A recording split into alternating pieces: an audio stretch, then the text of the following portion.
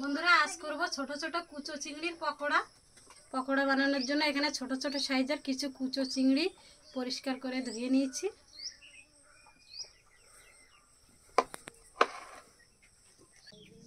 এবার উনানটা ধরিয়ে নেব।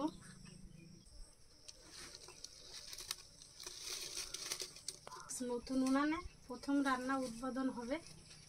এই উনানটা বানিয়ে দিয়েছে আমাদের তিথির বান্ধবীর মা, কিন্তু উনানটা খুব ছোট হয়ে গেছে। আমাদের ফ্যামিলি হিসাবে উনানটা অনেকটাই ছোট, আর একটু বড় হলে খুব ভালো হতো।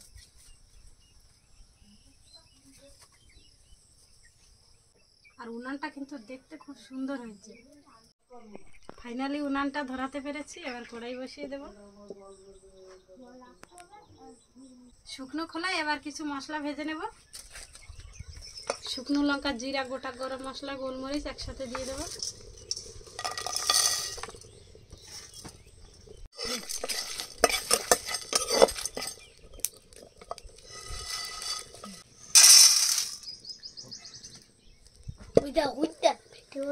ভাজা মশলাগুলো শিলনোড়ায় গুঁড়ো করে নেব।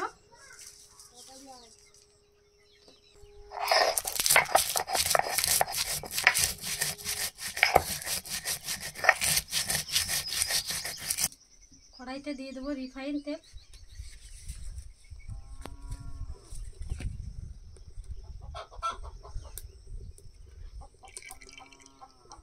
চিংড়ি মাছগুলো এবার হাত দিয়ে মাখিয়ে নেব। চিংড়ি মাছের সাথে দিয়ে দেবো 100 গ্রাম বেসন, পেঁয়াজ কুচি, স্বাদ মতো লবণ। এবার দিয়ে দেবো ভাজা মশলা।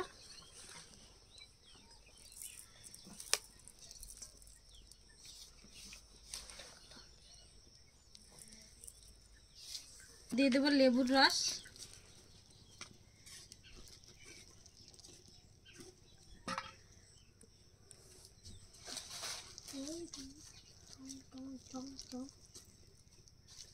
হাত দিয়ে ভালো করে মাখিয়ে নেব। পকোড়াটা বানানোর জন্য এর সাথে কোনো জল ইউজ করব না। যে চিংড়ি মাছগুলো সব মশলা দিয়ে এভাবে হাত দিয়ে চটকে নেব।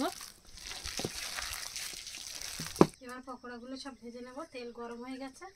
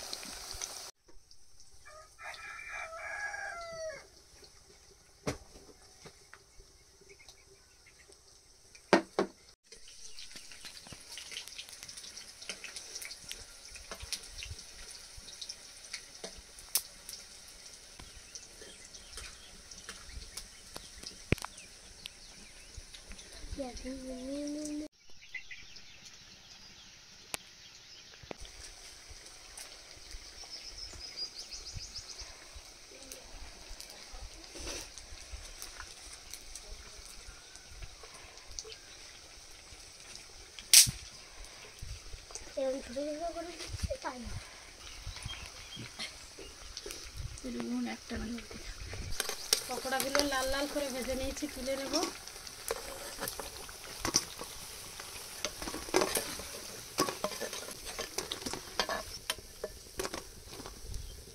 গরম গরম পকোড়া ভাজা হচ্ছে, আর এই দেখুন চোর চুরি করে বসে পড়েছে পকোড়া নিয়ে। একটা করে সব খাইয়ে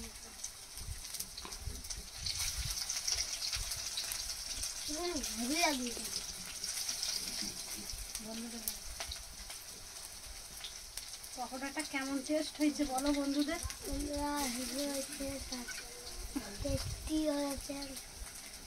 সুপার।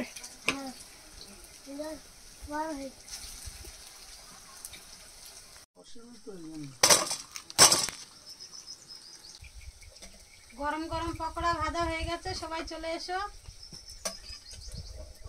অঙ্কিত কিন্তু আগে চুরি করে 2-3টে খেয়ে নিয়েছে। অঙ্কিতের আর দেওয়া যাবে না। এবার উপর দিয়ে একটু লেবুর রস দিয়ে দেব।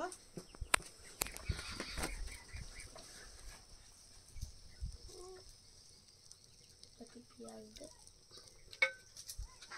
আবার একটা লেবু ভালো তো, লেবু খেতে না।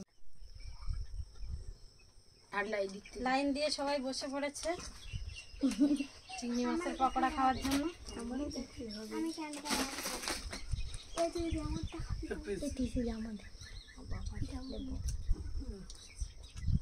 ওদের দুধ বিস্কুট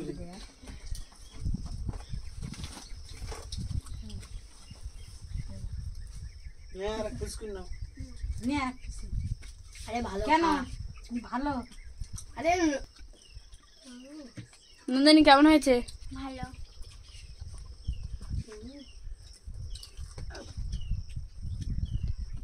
পকোড়াটা মুচমুচে লাগছে, গরম গরম খেতে কিন্তু দারুণ লাগছে। খুব সুন্দর হয়েছে চিংড়ি মাছের পকোড়া, আর মশ মশ ওতে একটু লেবু দিয়েছে, খেতেও খুব দুর্দান্ত লাগছে। বন্ধুরা চিংড়ি মাছের পকোড়া খুব সুন্দর লাগছে খেতে।